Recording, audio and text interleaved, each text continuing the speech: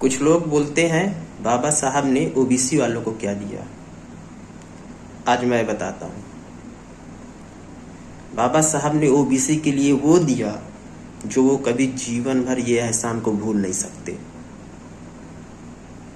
आपको पता है, संविधान में एक ऐसा हिस्सा है जिसे संसद भी खत्म नहीं कर सकती। फंडामेंटल राइट्स, मौलिक अधिकार। बाबा साहब ने संविधान के अनुच्छेद 16(4) में ओबीसी वर्ग के लिए एक शब्द यूज किया, बैकवर्ड क्लास। और इस शब्द से संविधान सभा के बाकी सदस्यों को बहुत तकलीफ हुई और इसका जमकर विरोध किए। बाबा साहब ने कहा बैकवर्ड क्लास को भी अलग रखना चाहिए, उनका एक क्लास होना चाहिए। लेकिन बाकी संविधान सभा के सदस्यों ने इस बात का विरोध किया। उन्होंने कहा कि बैकवर्ड क्लास के लिए, ओबीसी के लिए अलग से क्लास नहीं होना चाहिए। फिर 1951 में 30 नवंबर को संविधान सभा में बहस हुई। तब बाबा साहब ने यह तर्क रखा कि ओबीसी वर्ग, ओबीसी समुदाय के लोग दलितों की तरह अछूत तो नहीं है, लेकिन शिक्षा और सामाजिक स्तर पर काफी पिछड़े हुए हैं, इसलिए उनके लिए एक अलग आयोग बनाना चाहिए। और इस बात से संविधान सभा में कुछ सहमति हुई। तो बाबा साहब ने कहा इस आयोग बनने से ओबीसी वर्ग के लोगों को लिए सरकारी नौकरियों में आरक्षण, कॉलेजों में आरक्षण की व्यवस्था हो जाएगी। तो संविधान सभा में लोगों की सहमति के बाद ये व्यवस्था रखी गई। उसके बाद उस आर्टिकल्स, उस अनुच्छेद 16(4) को ज्यों को तो वैसा ही रख दिया गया मौलिक अधिकारों में। और कुछ समय बाद सुप्रीम कोर्ट ने ओबीसी वर्ग को सरकारी कॉलेजों में आरक्षण की व्यवस्था को खारिज कर दिया। तब बाबा साहब ने पंडित नेहरू के साथ वार्ता करके देश में पहला संविधान संशोधन 1951 में किया। तब 1951 में, और इस बात को रखा कि ओबीसी वर्ग के लिए, बैकवर्ड के लिए पिछड़ा वर्ग आयोग बनाना जाना चाहिए, जो कि बैकवर्ड समाज के लोगों के लिए आवाज उठाएगा, उनके मुद्दों की आवाज उठाएगा।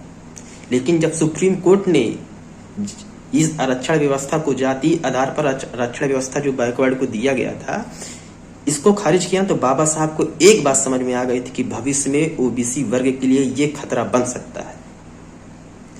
तब बाबा साहब ने संविधान सभा में ये व्यवस्था की। उसके बाद जब पंडित नेहरू से वार्ता हुई तो ये आयोग गठन करने की बात हुई। लेकिन उस समय होता क्या है, ये कि उस सदन में इस बात से बाकी सदन के सदस्य सहमत नहीं थे।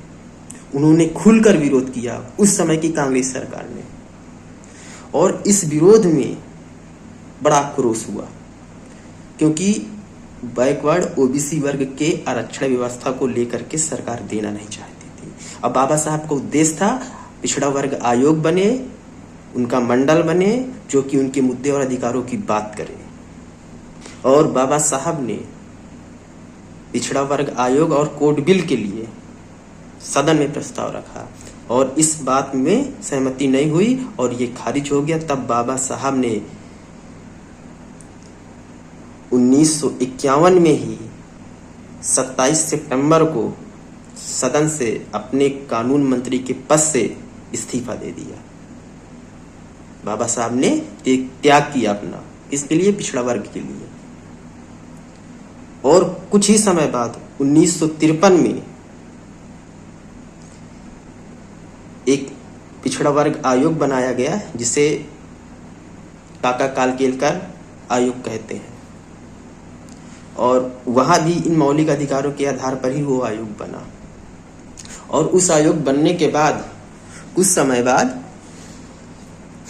1979 में मंडल कमीशन भी बनाया गया और तब जाकर के 1990 में पिछड़ा वर्ग को 27% आरक्षण व्यवस्था सरकारी नौकरियों में, कॉलेज संस्थानों में, अदर संस्थानों में देने की बात संविधान में रखी गई। बाबा साहब वो शख्सियत हैं जो किसी एक समाज नहीं, पूरे भारतवासी के लिए सर्वश्रेष्ठ है। बाबा साहब का नाम, उनकी एक अभिव्यक्ति, वो खुद में एक क्रांति है। बाबा साहब का नाम ही एक क्रांति है। जय हिंद, जय संविधान, जय हिंदुस्तान। धन्यवाद।